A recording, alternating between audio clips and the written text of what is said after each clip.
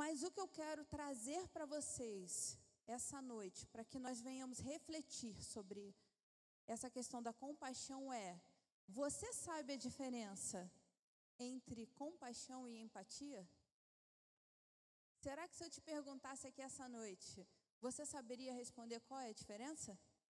Será que você tem sido uma pessoa empática ou você tem sido uma pessoa que tem se movido debaixo da compaixão que vem do trono de Deus? Eu, por exemplo, eu sempre me achei uma pessoa que tem facilidade de ter empatia com os momentos da nossa vida. A gente acha que compaixão e empatia são sinônimos de caridade. Isso não é verdade. Na verdade, a caridade, ela faz parte. E a Bíblia fala que esse é o verdadeiro evangelho, que você ajude os pobres, as viúvas e os necessitados. Mas a Bíblia não diz que é só isso. Isso não é verdade. Só que dentro da nossa, pelo menos comigo aconteceu, em alguns momentos eu achava que como eu era uma pessoa empática, caridosa, eu estava com o meu percentual de compaixão abastecido. Até que um dia eu fui estudar e entender o que era essa compaixão que Jesus falava, o que era essa compaixão que Jesus trazia na Bíblia. Você sabia que Jesus, ele fala em algumas passagens sobre compaixão? Em algumas passagens, ele fala explicitamente a palavra compaixão. E vamos lá. Eu trouxe para vocês o significado da palavra compaixão dentro da Bíblia. E eu consultei alguns dicionários bíblicos para ver o real significado dessa palavra. E diz assim: significado segundo a Bíblia da palavra compaixão. Ter compaixão é a virtude de compartilhar o sofrimento do outro. Não significa aprovar as suas razões, sejam elas boas ou más. Ter compaixão é não ter indiferença frente ao sofrimento do outro. E eu gostaria muito que você gravasse essa palavra, indiferença. Por quê, gente? Pior do que você não ajudar uma pessoa é você se tornar indiferente ao sofrimento do outro. Isso é algo perigoso. Porque no momento em que você começa a achar que a necessidade do outro, que o sofrimento do outro, a falta do outro é algo normal e isso não te tira mais da tua zona de conforto, aí o seu sinal alerta está ligado. Indiferença. O pecado, ele tem feito isso com a gente. Por quê? Porque o pecado, ele vai tirando a sua capacidade de sentir. O pecado, ele serve para quê? Para matar.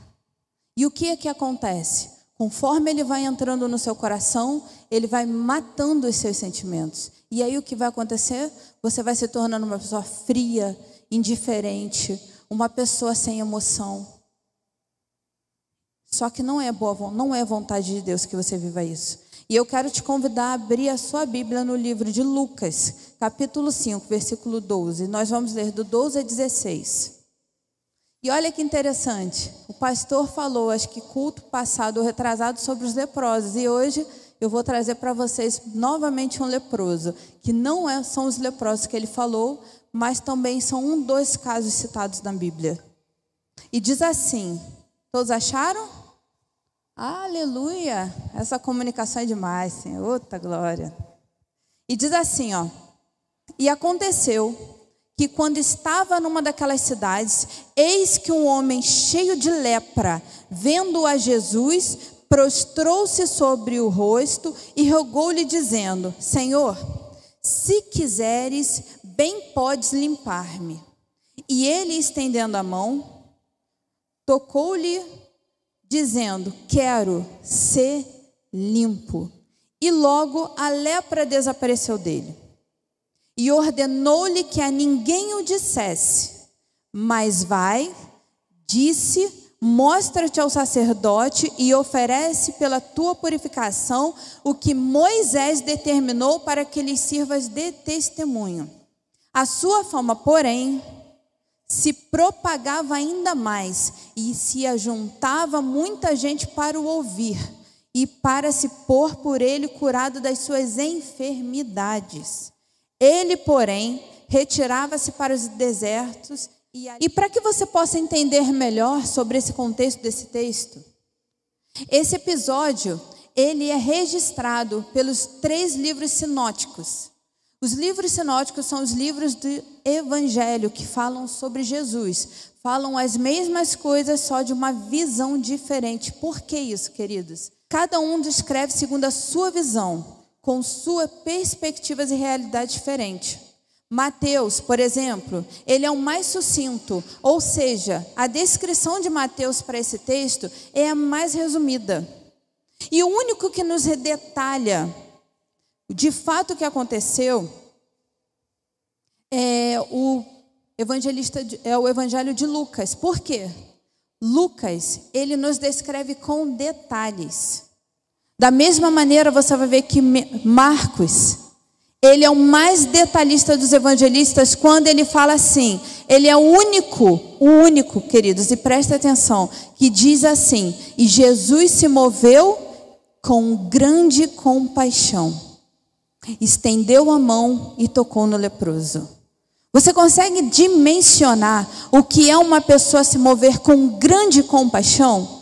Se você se mover com compaixão, já é algo que é diferenciado. Você imagina quando a Bíblia fala com grande compaixão.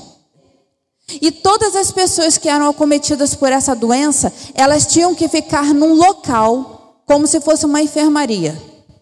E lá elas não podiam receber visitas, elas não podiam ter acesso à sua família, elas não poderiam visitar a sinagoga e elas não poderiam sair de onde elas estavam, porque elas já estavam condenadas à morte. Lepra naquela época era a doença mais contagiosa. Engraçado que não te lembra um pouco do Covid, não? Uma doença que te tira do convívio em sociedade, que foi extremamente contagiosa. Te leva ao isolamento. Uma pessoa isolada, queridos, sem convívio em sociedade, praticamente um aborto vivo. Uma pessoa que não tinha mais esperança. Ele foge do leprosário, fura o bloqueio, se prostra. Chega até Jesus, adora a Jesus e o pergunta: Jesus, você pode me curar? Você se aproximaria de uma pessoa dessa? Será que nós estamos atentos aos doentes que se encontram à nossa volta? Porque a evidência da doença dele é a lepra. Mas quem garante para você que quem está aí ao seu lado não está sofrendo com alguma doença emocional? É muito bom você chegar do seu trabalho e ir para dentro da sua casa e descansar. Mas tem pessoas do seu lado morrendo e você não está percebendo. Pessoas que não têm lepra, mas estão tão doentes quanto esse homem na Bíblia. E sabe o que precisam? De alguém que tenha coragem de se mover como Jesus se movia. Estender a sua mão e falar assim: você não vai sozinho. Qual tem sido a sua sede e qual tem sido a sua fome? Ah, quando dá eu leio a Bíblia. Não. Na hora da comida eu oro. Eu oro e eu agradeço. Eu faço isso todo dia. Não. Na hora de eu deitar, quando eu me lembro, eu abençoo Jesus. Porque você já viu a oração do abençoo Jesus na hora de dormir? Você está tão cansado que você já está abençoando Jesus e pedindo perdão a quem nem era para pedir. É uma coisa de doido. Por quê? Porque seu corpo está fadigado, você está cansado. A gente não pode dar para Deus qualquer coisa. A gente tem que dar para Deus o nosso melhor. É por isso que a gente incentiva as pessoas. Acordou? Antes de pegar o celular, lê a sua Bíblia. Eu gosto muito de um pastor, que ele é lá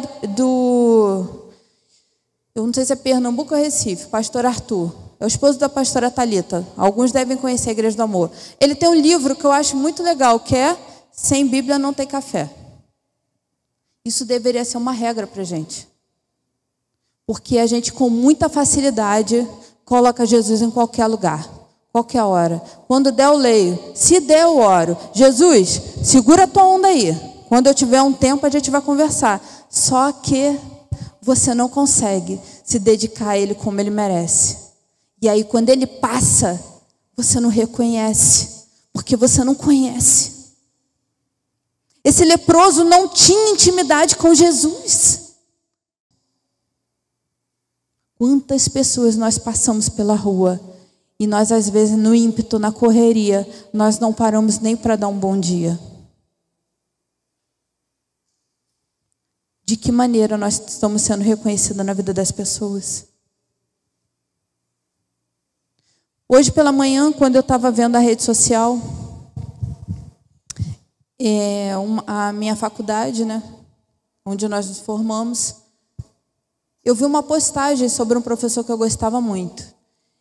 E era uma nota de falecimento, que já não é uma nota que ninguém quer ver. Mas olha que interessante, o que me chamou a atenção é que nessa nota de falecimento, a pessoa que faleceu é a esposa de um dos reitores da faculdade. E olha que interessante, ela lutava contra o câncer há alguns anos e o último pedido dela foi que ninguém enviasse coroas de flores para ela, mas que todas as pessoas que quisessem honrar a vida dela com flores enviassem alimentos e cestas básicas para as instituições que ela ajudava. Isso é ser relevante, irmãos, até na hora da partida. Isso é amar o próximo até na hora em que Jesus a chamou, a recolheu. E eu fiquei muito impactada com esse último desejo dela, porque nem é nada demais. Mas ela tinha tantas coisas que ela poderia ter pedido, concorda? Deixa eu te dizer, ninguém que tem um encontro verdadeiro com Jesus permanece da mesma maneira. Se você teve um encontro verdadeiro com Jesus, eu sei que essas palavras estão ecoando por dentro de você, porque um dia elas ecoaram dentro de mim. E nunca mais esse texto foi lido por mim da mesma maneira. Deus, Ele ama tudo que a gente faz com excelência. Tudo, queridos. Eu quero, inclusive, agradecer a vida da Beth, publicamente, do seu Antônio, que fizeram essa decoração de Natal maravilhosa. Vamos aplaudir a Deus pela vida deles?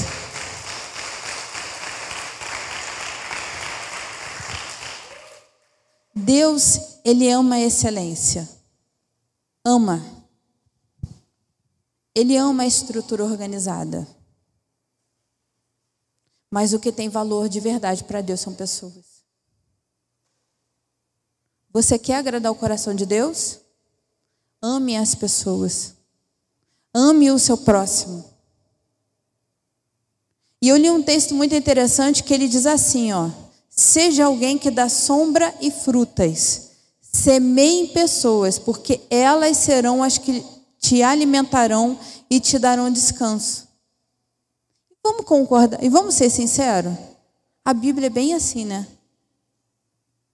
Se você é alguém que vive isolado, se você é alguém que não semeia boas amizades, ou não semeia boa convivência com alguém, o que vai ser de você na sua velhice? Ninguém vai ficar jovem para sempre. Por isso que nós temos hoje que tomar muito cuidado com aquilo que a gente semeia. Porque a Bíblia diz que tudo aquilo que a gente semeia, a gente vai colher. E olha que interessante, a Bíblia fala assim, em Eclesiastes 11, lance seu pão sobre as águas, porque você não sabe por onde vai voltar. Gente, quantas pessoas você tem ajudado ao longo da sua vida, que você nem imagina que aquele seu pequeno gesto fez toda a diferença. E quantas pessoas o Senhor te dá a oportunidade, depois de anos, de você reencontrar. E você vê o resultado daquilo que um dia você semeou e você falou assim, caramba, valeu a pena. Uau, muito legal. Porque é isso que Deus quer. A nossa maior missão nessa terra é zelar e cuidar do bem mais precioso de Deus, que são pessoas. Pessoas vão te entristecer, mas pessoas também vão te curar. Pessoas podem até te maltratar, mais pessoas também vão te amar. Porque uma cadeira não vai fazer nenhum bem para você, mas uma pessoa pode. Então, que nós possamos realmente sermos como Jesus, que nós possamos nos mover com essa compaixão. E o meu segundo ponto que eu quero compartilhar com vocês é como mover-se em compaixão, não se gloriando. Olha que interessante. No versículo de Lucas 5,14 diz assim: E ordenou-lhe que a ninguém o dissesse, mas vai, Jesus disse para ele: mostra-te ao sacerdote e oferece pela tua purificação o que Moisés determinou para que lhe sirvas de testemunho. Irmãos, olha que interessante. Por onde Jesus passava, ele fazia o quê? Milagres. E não eram simples milagres, porque a Bíblia fala que Jesus ele arrastava uma verdadeira multidão. Mas você pode observar uma coisa que é interessante? Todas as vezes que Jesus fazia algum milagre por alguém, qual era a orientação que ele falava? Não conte para ninguém. É engraçado que durante muito tempo eu achei que era uma propaganda meio que contrária. Porque toda vez que você tem uma pessoa que é fofoqueira, se você falar assim, não conta, a mensagem propaga. É assim ou não é, gente? Se você tiver alguém perto de você que fala demais, a palavra-chave é, irmão, não comenta não. É um segredo. Meu Deus. A notícia vai voar mais rápido do que a onda de transmissão do rádio. É uma coisa de doido. Mas toda vez que Jesus ele fazia algum milagre, ele falava, não conte. E todo mundo fazia o quê? Contava. E eu achava isso bem interessante. Eu falava assim, meu Deus do céu. Na verdade, Jesus está falando isso, mas acho que ele quer que fale mesmo para que a notícia espalhe. Só que eu fui pesquisar e eu fiquei bem impressionada. Porque esse versículo 14, quando Jesus fala, e ordenou que a ninguém o dissesse, na verdade, Jesus, não era interessante para Jesus realmente que as pessoas soubessem, sabia? Por quê? Porque essa informação acabou trazendo uma fama para Jesus que na verdade ele não estava buscando. Porque Jesus fala o quê? E ele sendo Deus, estando aqui em forma de homem, esvaziou-se de quê? Toda a sua glória. Jesus era tão perfeito que ele sabia que ele não poderia roubar a glória de Deus. A glória não era dele, a glória era do Pai. E o que foi que aconteceu quando essa notícia se espalhou? As pessoas começaram a tirar o foco da mensagem principal, que era o quê? Salvação. Para ir atrás de Jesus por causa de cura. Isso é errado? Não. Mas não era a mensagem principal. Porque Jesus ele veio para curar o ferido? Sim. Ele veio para libertar o cativo? Sim. Ele veio para libertar o endemoniado? Sim. Mas qual era a mensagem principal de Jesus? Salvação. E o que aconteceu? Quanto mais a fama das curas de Jesus e libertação iam passando, mais o foco principal da mensagem, que era a salvação, ia perdendo foco. E o que Jesus faz? Ele começa a se isolar para orar. Vocês nunca ficaram pensando por que Jesus se retirava para orar?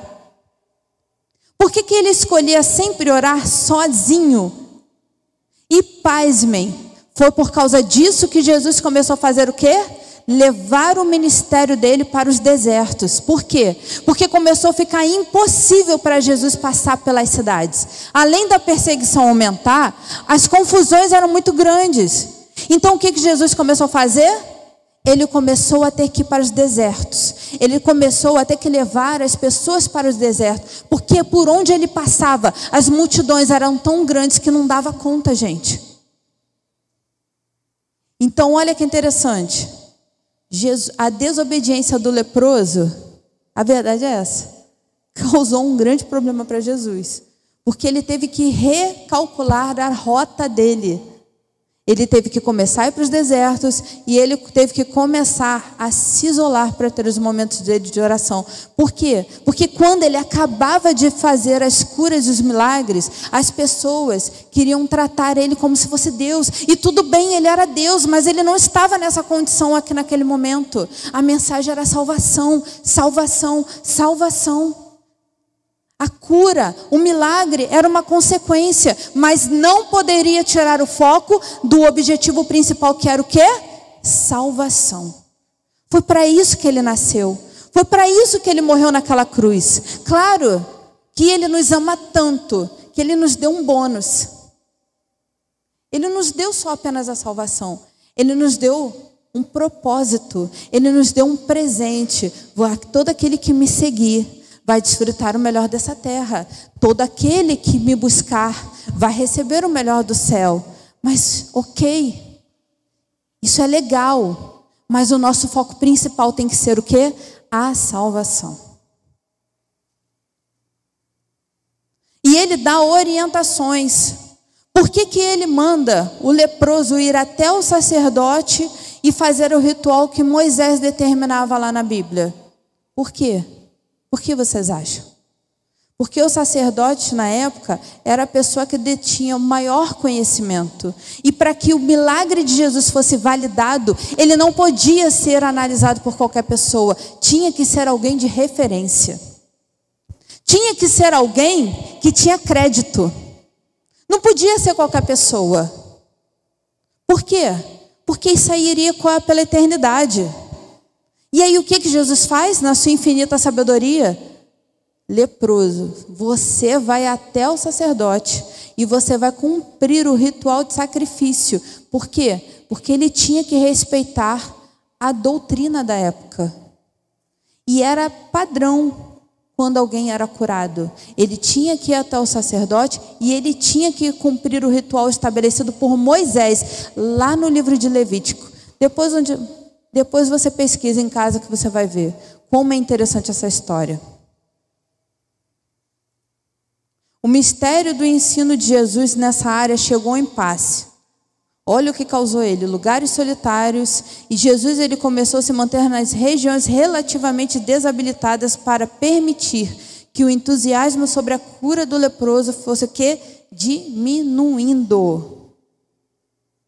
E ele começa a investir tempo em oração.